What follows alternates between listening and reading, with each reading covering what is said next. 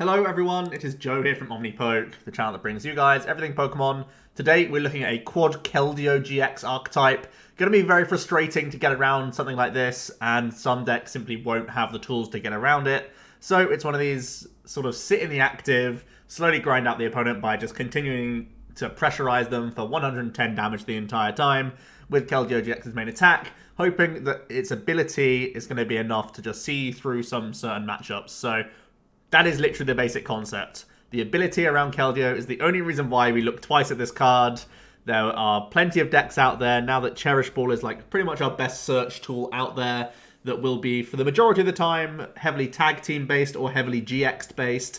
And although some of these decks will have, some non-GX elements to them, the idea is that if we add enough healing to this deck, that Keldeo can run your opponent out of viable attackers to get through the Keldeo before your opponent's actually taken 6 prizes. And then you can just keep announcing 110, 110, 110 every single turn and slowly grind them out that way. That's the whole intention of this build. So let's jump into the Pokemon. 5 in total. As mentioned, Quad Keldeo, Holy Heart is the whole reason why we're building around it, preventing all effects of attacks, including damage done to this Pokemon by your opponent's GX or EX. It is a big version of Hooper that we had from Shining Legends. The sort of better deal here is that it sort of tends more towards a tanking build because we obviously have 170 hit points now, which is a lot more than the Hooper originally did. So the non-GX tech Pokemon that many people will be like adding into decks, like the common ones you'd expect, never really one-hit KO a Keldeo. So we're hoping that with the amount of healing that we have in this deck, we can pretty much get through the 1 or 2 or sometimes 3 or 4 non-GX attackers the opponent has, with like 1 or 2 Keldeos total, and then they'll run out of stuff and be forced to scoop basically, or just pass into you while you Sonic Edge them a bunch of times. That's the whole idea. The good news about Sonic Edge is that it gets through any effects on your opponent's active Pokemon, so you don't get walled out by other stuff. So we don't need any non-GX attackers either, because we have the Sonic Edge attack, so that's pretty cool.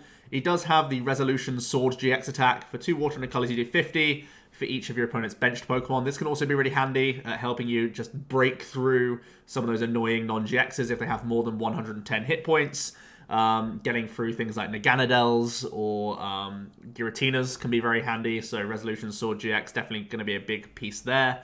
And then Oranguru is my non-GX of choice. You pretty much want to have one in here just because it forces your opponent to take an extra knockout, and sometimes that can bait out like certain attackers so you can get the first hit on them, or something like that if they are a non-GX threat, or just because you give up the prize and doesn't skew like your loss condition, I guess. You can just use resource management at one point during the game and get back either more healing pieces or sometimes things like custom catchers so that we can finish the game a little bit quicker. That's the idea around the deck. So let's look at the trainers. As mentioned, we want to chock the deck full of healing because we are literally just making the standpoint that Keldeo's ability is very annoying and not many decks can deal with it. So for the handful of decks that do have non-GX attackers, we want to be able to undo the damage they do until we remove all those attackers from play. So we're maximizing the new Great Potion item card, healing 50 from your active GX, as well as 4 mixed herbs. Playing 2 of them at once heals 90. And all special conditions as well, so that's pretty good. We have the custom catchers, not really because we want to, we just use these to accelerate the game, basically, so that we don't deck ourselves out or anything like that. It's pretty much impossible for us to deck ourselves because we play Lusamine and Oranguru. But the custom catchers are in here mainly just to pick off targets. Again, if we can hit them while they're powering up an attacker on the bench, with a Keldeo, that's always going to remove a threat more quickly, or because we are limited to just the 110 hit points. Sometimes we're 3-shotting tag teams. We want a custom catcher to close the game out quicker. These aren't mandatory, but I like having them in the deck just for speeding up the process a lot of the times. And to be honest, we have a lot of space with the deck because we only play 5 Pokemon and 12 energy. So we have lots of space to commit. And I feel like custom catchers are better than a handful of extra supporter cards. If you don't want to play custom catchers, knowing that you can eventually grind out an opponent, that's also reasonable. You could genuinely get away with not playing any customs at all. For Cherish Ball, just to dig out our Keldeo, is giving us better odds off of things like Bill's Analysis and then just regular draw supporters to get into multiple Keldeos so that, we don't just get benched if one gets knocked out. We're playing a very high count of stadiums, 3 Viridian Forest, as well as 2 Lysandre Labs. The Labs come in really handy. Obviously, it gives us a win condition against Shedinja. As mentioned earlier, we play Lusamine to loop these stadiums if we can. And the Labs is also really good against spell tags from Aegislashes and Giratinas. Both of those attackers hit 130. We obviously have 170 hit points, so deactivating spell tags is actually crucial for staying out of like effectively 1-hit KO range if we attack into them that turn for a knockout. Obviously, we have things like mixed herbs and great potions and stuff as well, but the Lysandre Labs definitely undoing a lot of the damage they can put on us is a big relief, so definitely going to be an important one there, as well as just slowing down things in general with that tool disruption. We don't play any tools on our own end, as you can see, so it's never going to disrupt us. The 3 Viridians just give us extra outs into energy cards. We have a 3 energy attack cost. We have no energy acceleration whatsoever, so manually attaching turn by turn by turn is the only way we get things done. Viridian is obviously going to be nice for that, for improving our odds of getting into our different energy cards, as well as thinning the deck from excess supporters that we usually may not need in the later game. So we play a couple of supporters like Steven's Resolve, and we even play Whitney in here, believe it or not. So there's some good discard synergies here just for thinning these cards in the first place, but also it can have synergies alongside a few things here and there. Here are the support accounts. It is the bulk of the deck, really. I think it's 22 supporters that we play total. The Tate&Liza allows us to switch in and out of our guys, and it's reusable with Lusamine. The double Lusamine means that we can, as mentioned, loop whatever supporters we want to. I don't think it's an important enough card to have 3 of, because we don't really we're not strictly a stalling, milling deck. We will normally win by just taking knockouts before the deck out opportunity becomes a thing anyway. If you want to go for a 3rd Lusamine, that's also fine, just to help out if you're going to prize one of them or whatever. But 3 Gardenias, we are playing unit energies as well as 1 copy of grass energy, because both the GX attack and the Sonic Edge attack from Keldeo has 1 colorless in its attack cost. So there is no downside to us playing 1 grass, and it opens up the door for us to play these Gardenias for additional heals, and of course they're more infinite because we have the Lusamine to try and get them back. We are, believe it or not, playing 4 copies of Whitney. It draws us more cards than a lot of the other options out there. I thought about playing Lookers and had the opportunity to play Looker's Whistle, which I thought about. It's something I've done before, and it has minor synergy with Oranguru. But I think Whitney becomes stronger. Obviously, we have Viridians, so we can Viridian away our first Whitney. Then the second Whitney that we find is the same as a Looker, and then the final 2 are stronger. And of course, when we get 4 Whitney in the discard pile, then we can Lusamine back the 4th copy to give ourselves powerful means of drawing cards in the mid to late game situations. So we can dig towards those final few healing cards that we have in our deck if Gardenia is not an option or if it's not enough heal. So the Whitney, I think, is probably a crucial supporter in this deck, to be fair. It's a mid to late game option, but it is really pretty powerful. Don't disregard drawing 5 and drawing 7. That's really, really good when you can Lusamine loop it, and it sees us a big portion of our deck. For Cynthia, obviously just good shuffle draw in those opening turns to help us find things like energy cards, find us those early Cherish Balls. These are all important pieces, and if we've just been sat using bills for the first few turns, and then we've spent all of the item cards that we've used off the bills, like the healing cards, you may just want to have some refresh from Cynthia. And alongside the Tate&Liza, these 5 supporters help us not deck ourselves out, which is obviously important as well. I thought it was worth mentioning just because we will try and turbo Whitney when we can. 4 Bills Analysis, again, this is a good card in the opening turns. We have 3 Viridians and 4 Cherish Balls that we can all try and hit so that we don't get benched and so that we can get lots of attachments going turn by turn, because honestly, if your opponent just doesn't have the answers to this deck, it becomes very simple. You just yawn through the matchup and just keep slamming 110 every single turn. But just making sure you don't fall into those pitfalls early on, making sure you have 2 Pokemon out, making sure you have energies flowing to start pressurizing as quickly as possible is all very important stuff. And even more so if your opponent is having things that are going to be threatening to you, you want to be using things like Bills Analysis to give us good chances to get multiple custom catchers to bring them up before they get powered up or whatever, or if they're going to try and evolve into them, as well as getting us into heal cards, so that's very important.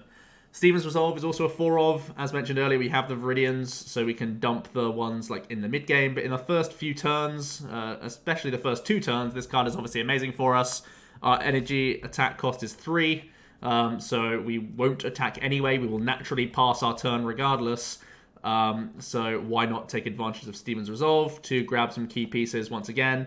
If you're holding one of the two pieces for things like mixed herbs or custom catchers, you can make that work in your favor.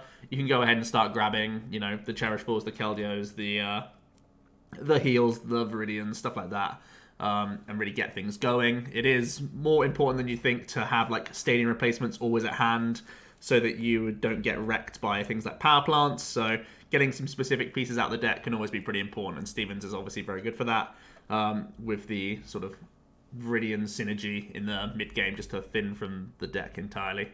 And again, bear in mind, if you're up against like a predominantly GX-based deck, you've got all the time in the world against them, so you can just sit there using Stevens if you really want to. If you don't feel like attacking for a certain turn, or if you don't feel it's worth it, you could just like end your turn by using Stevens to find custom catchers to win the game faster. Stuff like that could all work. Or you could go ahead and grab your Oranguru. That's like the only means of searching Oranguru in the entire deck, Stevens Resolve. So something like that may end up being worthwhile in like the mid game as well. But usually he's here for those opening turns. Onto the energy cards, we do play those unit energies, so we can make full advantage of Gardenia alongside the one copy of Grass that we can obviously Viridian for. And then we have 7 water. I think 12 overall energy alongside the 3 Viridian give us plenty of outs to find these turn by turn by turn. We can power up 3 Keldeos pretty easily. We can always Oranguru back energies as well if we have to. So if our opponent wants to try and like gust up multiple Keldeos and just pass into us, we have enough energies to attack throughout the entire game. So that stalling approach probably won't work. Yeah, we also have those Tate&Liza with Lusamine to fall back on. So I think we're covered in that regard. So pause now if you want to see the full list. It's pretty unorthodox and odd, but that is the nature of this quad-based deck. We essentially say, haha, you can't do anything, but if you can, we're going to try and heal everything that you do. That's the whole idea around the list. Onto tech options. If you want to tech even further for things like Shedinja, you can add in Faber alongside your Lusamine loop to get rid of tools. It could also be nice for getting rid of a few other awkward things here and there. It could also run an Aegislash out of energies if they are only playing recycle energies, so that could be one of your potentially more dodgy matchups covered just by one Faber, which is pretty interesting. Pokémon could be added into the deck. I don't think it's all that great, but it's one of those things I was thinking, if you want to add in maybe a couple other non-GXs like the Volcanion Prism Star, you could go around that route. Jet guys are giving you Pseudo Gust. Again, it's one of those things, if you want to end up cutting those custom catchers, you don't think they're that useful. You do have like 4 spaces to play with realistically, and the Volc Prism Star could be just a good non-GX. It can use things like Sauna Blast to put a number of important attackers in range for you. Things like Naganadel has 130 hit points. The Giratina, of course, has 130 hit points, so possibly spending your non-GX spot on the Volcanion Prism Star may be more worthwhile. And then I thought about having the Misty's Request Hat Ladies package to accelerate the sort of Keldeo smack opportunities that you have, and it gives you some bounce back ability if the opponent does take an initial knockout on something that you've been loading energies up onto, because if they do have a way of knocking out a Keldeo, normally in those like opening 3 turns we've just been attaching energies to the active. If they take that big knockout and they can like chain that knockout with whatever attacker they have, we're just going to crumble. We're just going to flop. If they can hit 170 with a non-GX over and over again, we have no answer to that. We have to keep sending them other attackers while we attach energies to our Keldeo on the bench, hoping that that will be enough to like pull us back in our favor, hoping that heals can buy us time. But if they hit that 170 plus damage output, you know, there's nothing we can do against them. So possibly having Hat Ladies to accelerate that. There's also the option of having the Lance Prism Star to get the Dragonite into play for more water energy acceleration. Those are like our 2 options for water right now, which both pretty much suck, which is why they're not in the deck, to be honest. And I also thought about blue strategy on a similar vein to the Stevens Resolve. This time a bit less all-in than the Stevens Resolve, because obviously like blue strategy is like good in the mid-game because it's helping you like to continue to draw cards, whereas Stevens Resolve is usually just like Viridian away in the mid-game, but the Stevens is far stronger in the early turns. That's why he's being chosen over the blue overall. Onto the matchup overview, you may be surprised to see that Reshizard is one of your harder matchups. This is me saying that a greens Reshizard list is probably going to be like a popular build, and that's the one that's causing the biggest headache. They have the double blaze that can get through your ability, as well as them playing usually sometimes like 2 or 3 power plants In my recent renditions of greens, I found Power Plant so strong that I want to play 3 copies. So if that's the case, they can just knock out the Keldeo, and then they sit there. Well, the Keldeo player sits there just trying to attach energies and passing into the Reshizard as they just keep melting you with like a chain of Power Plants over a number of turns. So that's actually one of your more difficult matchups, believe it or not. And then we have 3 like non-GX decks. I think the Nidoqueen with such a high damage cap is obviously impossible for you, as is Spiritomb if they have enough time to build Spite the entire time. Breloom, although its damage output is, healable a lot of the times for you, and we do have mixed herbs, I still think it's a little annoying being asleep like throughout our turns, so they're 120 hit points on the Breloom, plus the turns they'll be buying themselves just through sleep will be super annoying, and it might allow them to like grind out the game against you.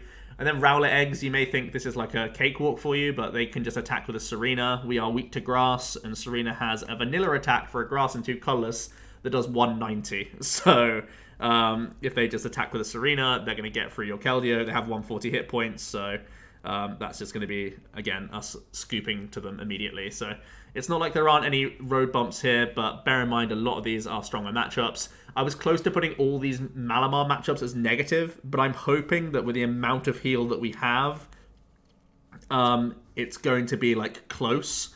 The biggest thing that's weird is like the 170 hit points is so low that even using like a Great Potion means you still get like 2-shot by the Giratina. You need to like Great Potion plus Gardenia or Great Potion plus Mixed Herbs a lot of the time, and that is pretty stressful for Keldeo here and there. But and also, of course, you're 2-shotting the Giratina the entire time.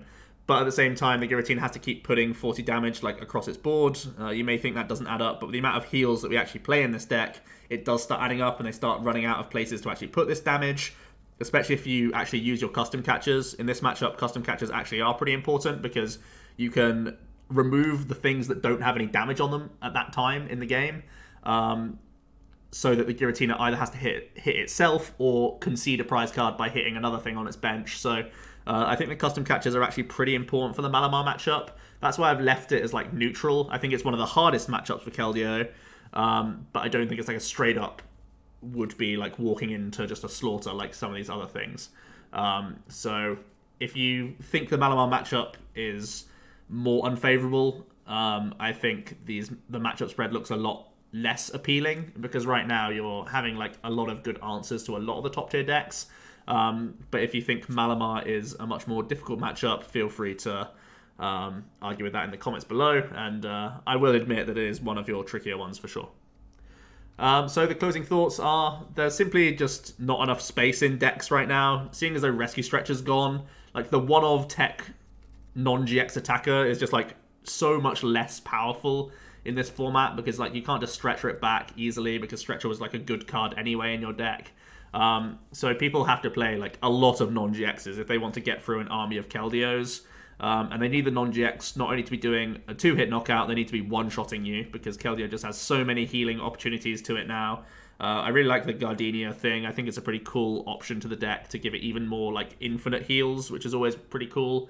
So I think that's like the biggest reason why Keldeo might be a strong contender. Obviously, you have to have Balls of Steel basically to play this deck, because it's just one of those things where if the first Keldeo goes down and you commit 2 energies to it, and they're just sat there with a powerful non-GX, you literally just scoop to them, because you have no answer to anything like that. So you either have like very favorable or very unfavorable matchups. I think one of the biggest things I'm happy about is that the Reshizard Greens build seems powerful to me, and I think that naturally does answer the Keldeo deck. And I think the Malamar decks also have a pretty good going against it as well. So there are 2 like pretty popular archetypes that I think will be a thing at Worlds, keeping Keldeo at bay. So it is a risky pick, and it will definitely be a rogue, like probably less than 5% of the day 1 meta, I would imagine, for sure. So I don't think it's like a huge deal, but definitely a deck I wanted to cover because it can be spooky at the same time.